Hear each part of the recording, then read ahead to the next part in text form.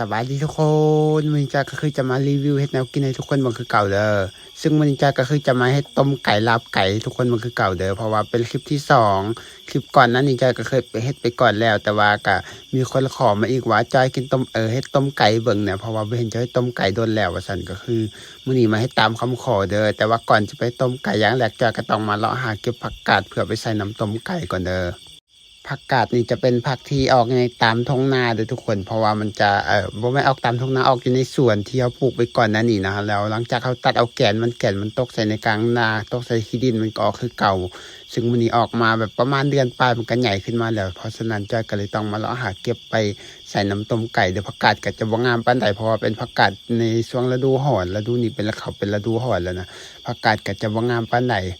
สำหรับการพักเสียงของจอยมื้อนี้เสียงก็สิแหบๆจักหน่อยเด้อทุกคนเพราะว่าจอยบ่สบายจอยแบบว่าแบบมื้อนี้เป็นหยังบ่ฮู้แหล้วทุกคนพอแต่ตกแรกมาก็แบบว่ารู้สึกแบบเจ็บหัวแล้วก็เจ็บท้องแล้วก็แบบเป็นเมื่อยๆเดี๋ยวก็ร้อนเดี๋ยวก็หนาวแล้วก็เลยแบบว่าบ่สบายเลยแบบว่าก็เลยบ่ได้ตัดคลิปโพสต์ให้ทุกคนเบิ่งแต่สวยตอนแรกว่าตัดแต่สวยสุดท้ายแล้วมันบ่แล้วจักเทื่อก็เลยต้องมาตัดโพสต์ตอนดึกให้ทุกคนเบิ่งแบบนี้นะ คือตอนนี้ก็ยังบ่ค่อยดีปานใดดอกก็ยังแบบเจ็บจนนิดหน่อยๆแบบอีหยังประมาณนี้นะแต่ว่าก็อยากถ่ายคลิปอยากโพสต์คลิปให้ทุกคนเบิ่งก็เลยจำเป็นต้องมาโพสต์คลิปให้ทุกคนเบิ่งเมื่อมาตัดคลิปโพสต์ให้ทุกคนเบิ่งแบบนี้นะทุกคนหลังจากจอยเกียมผักกาดนู่นนี่มาหมดแล้วต่อมาจะก็ต้องมาเลาะหามาเอาตัวไก่ทุกคนเอาตัวไก่ไปคั่วหลังจากคั่วเรียบร้อยแล้วต่อมาจะก็ต้องเอาแยกออกจากกันก็คือแยกเอาสีแยกเอาหนังแยกเอากระดูกเอาโครงหางของมันเพื่อส่วนหนึ่งเราก็จะไปเฮ็ดแกงส่วนหนึ่งเราก็จะไปเฮ็ดลาบแบบนี้เด้อทุกคนก็คือมื้อนี้มันไก่มันจะเป็นไก่โตบ่ใหญ่ปานใดทุกคนศีลก็จะบ่มีหลายปานใดก็จะมีน้อยเด้อหลังจากแนวก็คือจะแยกเป็นชิ้นส่วนเล็กๆน้อยๆอย่างประมาณนี้ทุกคนคือหลังจากแยกแล้วแหละต่อมาจะก็ต้องส่วนกระดูกไก่ก็จะต้องเอามาฟักเป็นตอนเพื่อจะไปแกงเลยทุกคนอันนี้คือจะไปต้มให้แกงนั่นล่ะสำหรับอันกระดูกไก่นะส่วนหนังแล้วก็แบบศีลมันก็คือจะไปเฮ็ดลาบแบบนี้ได้ทุกคนอันนี้คือจะเป็นการเกียมให้แกงตกไก่เลยทุกคนเราก็ต้องซอยเป็นตอนหลังจากซอยแล้วแหละต่อมาเจ้าก็ต้องซอยอีกเท่านึงก็คือจะเป็นซอยศีลมันเพื่อจะเฮ็ดลาบเลยทุกคนจะเป็นการฟักลาบของจอยก็คือเฮ็ดแบบง่ายๆเลยบ่ต้องเฮ็ดแบบยากเพราะว่าเฮาเฮ็ดฝาวแล้วแบบนี้นะ อันนี้คือจะเป็นการเฮ็ดลาบของจอยที่ทุกคนจอยก็จะฟักให้มันแหลกแล้วก็จะซอยไปอีกเท่านึงเพราะว่ามันชิ้นไก่ก็มีแบบมื้อนี้ก็มีบ่ค่อยหลายปานใดก็มีแบบว่าพอดีแบบนี้นะทุกคนคือได้มาแล้วสำหรับการฟักเฮ็ดลาบต่อมาจอยก็ต้องเอาตอกมาห่อยอันที่จอยจะต้มเพื่อเอามาเฮ็ดลาบอีกเทื่อนึงก็คือจะเป็นตับไตมันแล้วก็จะเป็นไส้แล้วก็จะเป็นหนังเด้อทุกคนจอยก็ต้องเอาใส่ตอกมัดไว้ต่างหากเพราะว่าจอยต้มแล้วจอยก็ต้องแยกออกมาอย่างประมาณนี้นะ หลังจากนี้เราเกียมเรียบร้อยแล้วเมื่อเราต่อมาก็จะต้องดังไฟเดี๋ยวเกียมจะข้างหมอเพื่อต้มตัวไก่เลยต้มเกียมเม็ดแกงอะไรเอาเกลือใส่แป้งนัวใส่แล้วก็จะเป็นมักเผ็ดใส่อันนี้คือจะเป็นการเกียมที่จะแกงเด้อทุกคนหลังจากนี้เอามักเผ็ดใส่แล้วต่อมาก็จะต้องเอาคิงเคอร์ใส่คิงเคอร์ก็ใส่เป็นหัวเลยทุกคนหลังจากนั้นแล้วก็ฟ้าปิดไว้แล้วก็พยายามดังไฟใส่จนกว่าน้ำมันจะฟดน้ำมันจะเดือดมันจะต้องดังไฟใส่จนกว่าน้ำมันจะฟดหลังจากน้ำมันฟดแล้วจังจะได้เอาไก่ใส่ระวางเข้าถ่าให้น้ำมันฟดต่อมาจากก็คือเกี๊ยมเครื่องหอมเวลาใส่ลาบเลยทุกคนก็คือจะต้องซอยมักเผ็ดซอยกระเทียมซอยผักบัวแล้วก็จะต้องซอยใบมะกรูดแล้วก็จะเป็นคิงเคอร์ที่จอยจะใส่นะทุกคนผักหอมที่จอยจะใส่ก็คือจะมีคิงเคอร์นำอันนี้คือเกี๊ยมจะใส่ลาบเลยทุกคนหลังจากซอยคิงเคอร์แล้วต่อมาจะต้องซอยใบมะกรูดใบมะขี้หูดแล้วก็ซอยผักกาดกำแล้วก็ซอยผักแพรวเลยทุกคน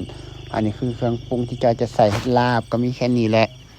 หลังจากซอยแล้วแหละต่อมาก็ต้องถอกใส่ถ้วยเอาไว้เผื่อเกี๊ยมจะใส่เดี๋ยวทุกคนหลังจากนั้นต่อมาก็ต้องมาเบิ่งหม้อมันน้ำเดือดแล้วต่อมาก็มันเอาซีนไก่ใส่ลงไปทุกคนหลังจากนั้นแล้วก็พยายามต้มซีนไก่ไปโดนสักพักหนึ่งจนกว่าน้ำมันจะเดือดอีกเพียงหนึ่งแล้วเบิ่งซีนไก่มันน่าจะไก่สุกแล้วหลังจากนั้นเราจะได้เกี๊ยม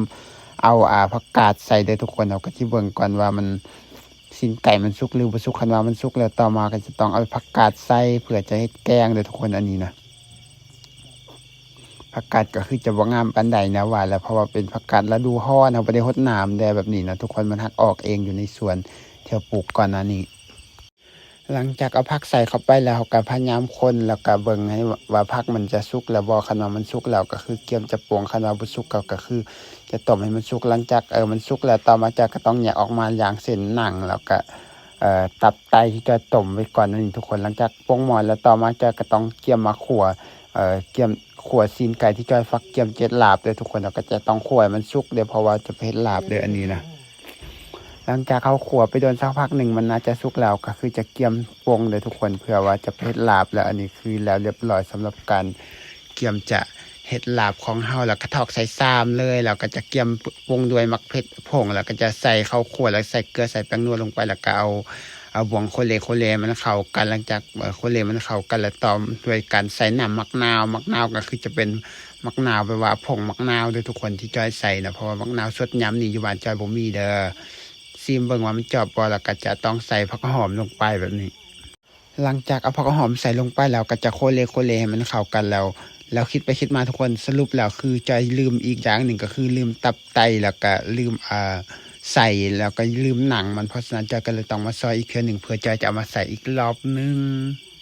หลังจากเดี๋ยวก็ซอยเข้าไปจนกว่ามันจะแล้วทุกคนหลังจากเขาซอยแล้วเรียบร้อยแล้วต่อมาก็จะต้องเอามาใส่อีกเทื่อหนึ่งหลังจากแล้วก็จะคนเลมันเข้ากันแล้วก็จะลองซีมว่ามันจอบหรือว่าจอบกันมันบ่จอบก็ตื่มกันมันจอบแล้วก็คือพอเลยทุกคนแล้วก็หลังจากนั้นก็ตักใส่ถ้วยเกี่ยมจะกิน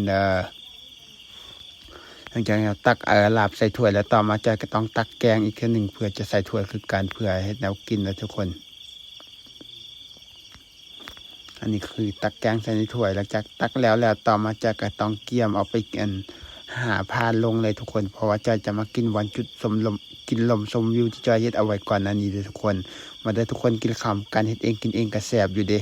คือมักแนวใดเฮ็ดกินนั่นคือว่าแซ่บแบบนี้นะทุกคนแล้วคลิปตัวนี้จะก็ได้ขอจบสำนีแถวนี้เด้อทุกคนการพักเสียงของจอยมันนี่ก็ค่าทายหายจากเล็กๆน้อยๆเด้อทุกคนเพราะว่าจอยบ่สบายคือหยังหวานแล้วบางเทื่อจอยก็แบบคิดบ่ออกเลยว่าจอยสิเว้าอีหยังดีแบบนี้เนาะแบบตอนนี้ยังรู้สึกแบบเมื่อยๆจังได๋บ่ฮู้แล้วเพลียๆแล้วทุกคนแล้วสำหรับคลิปตัวนี้จอยก็ได้ขอจบสำนี้เด้อแล้วพบกันใหม่คลิปหน้าว่าแล้วก็บ๊ายบายพบกันใหม่คลิปหน้าเด้อ